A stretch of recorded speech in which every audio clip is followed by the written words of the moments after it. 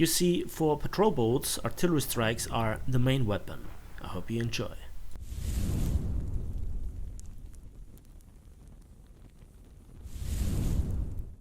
Hello there, and welcome back to War Thunder. So we start with the PT-15, which is a Japanese patrol boat like the PG-02, which is the premium in this video, and I hope you will see the difference, because they are substantially different. And today's topic is why patrol boats matter and how Gaijin actually blew it. So all started for me personally when destroyers were announced and they were coming into War Thunder and we already had patrol boats.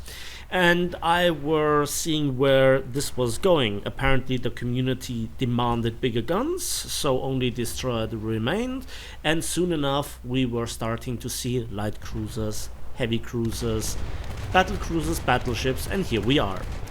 But Gaijin was not done, and they decided that a tech tree split was necessary.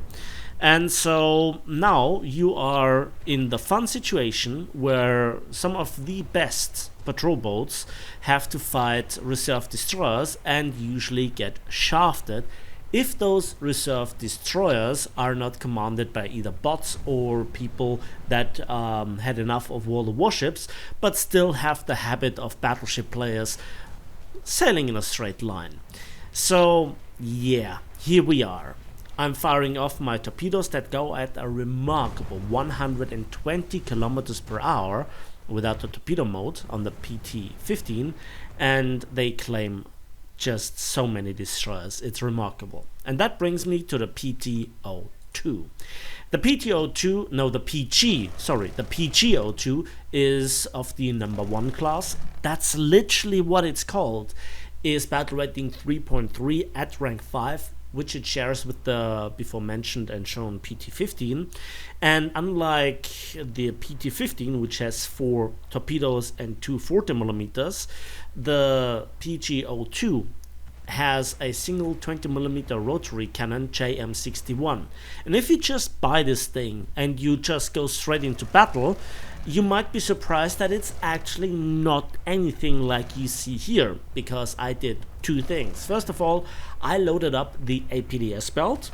Yes, this thing fires APDS, and it is to be recommended, even though with that high rate of fire, after removing the autocannon module, which was an addition by Gaijin after this thing turned out to be absolutely hilariously broken after introduction. I mean, when it was lower battle rating, had a much better stabilization, and the APDS was even better.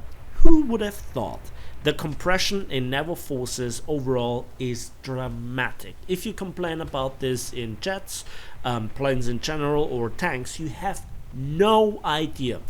Just to tell you here why this thing actually sucks for most players. The majority of players will have the following experience. You go in with this thing, you cap a point because you're really fast, because you're a hydrofoil, 96 kilometers per hour top speed.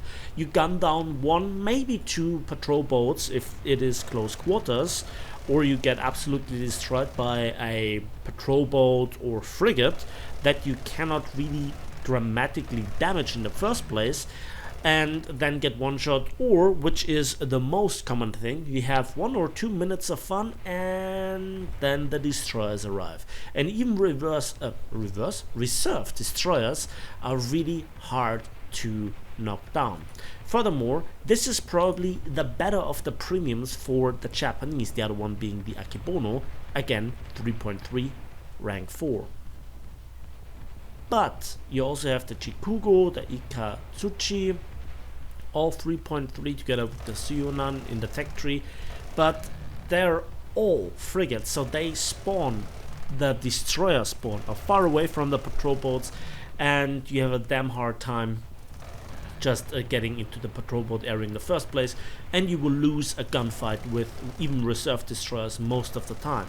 And that is annoying, that is frustrating. And in this thing, in particular, the PGO2, it is the most nightmare if you have an up tier, even to 3.7, because that means there are barely any enemy patrol boats to fight to begin with, because most of the people are in destroyers, and they're not really healthy and not really impressed by your 20mm.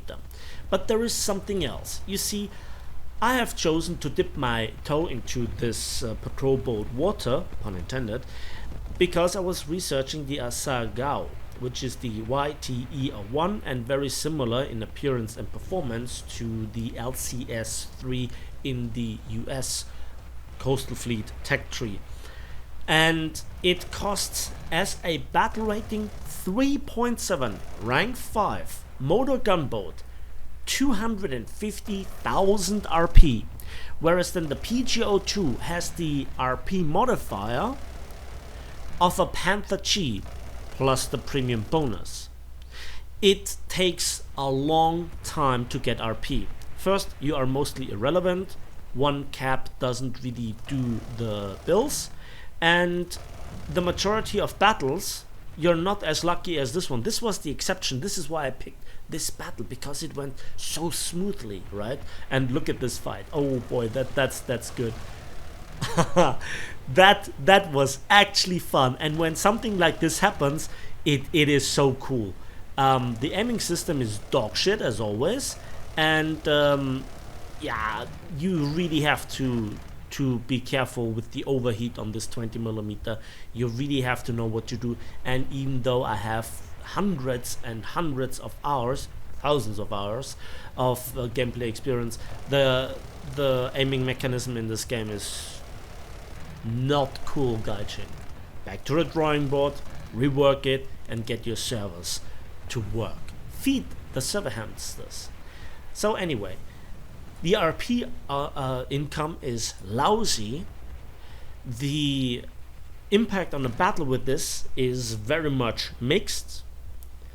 The power discrepancies between what you face on the one end and the other end of the spectrum are hilarious. Balance is out of the proportion, out of the question to begin with, in all honesty. It's boats, like who cares, right? Then some of the premiums are hilariously expensive. And what's the point? What do you want to research? Sure, here are some of the better gems, I would say, like the Lübeck, which we had once as an event vehicle in the strategist. The Köln, the Project 206, to go with the Germans, the SKR-1 or SKS-7, MPK Project 12412 for the US. Well, there isn't anything spectacular for the US. And, boats are so pathetic that the French didn't even get a coastal fleet tech tree so far.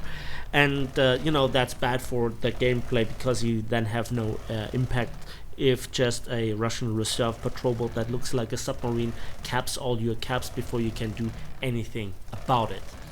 So, with the tech tree split, Gaijin just forgot to adapt the RP modifiers and, well, make boats interesting in the first place. But also, there is no balance, there is barely any point playing them. And I love boats, they are so cool. This is something that you don't have access to in any other game, or that I know at least.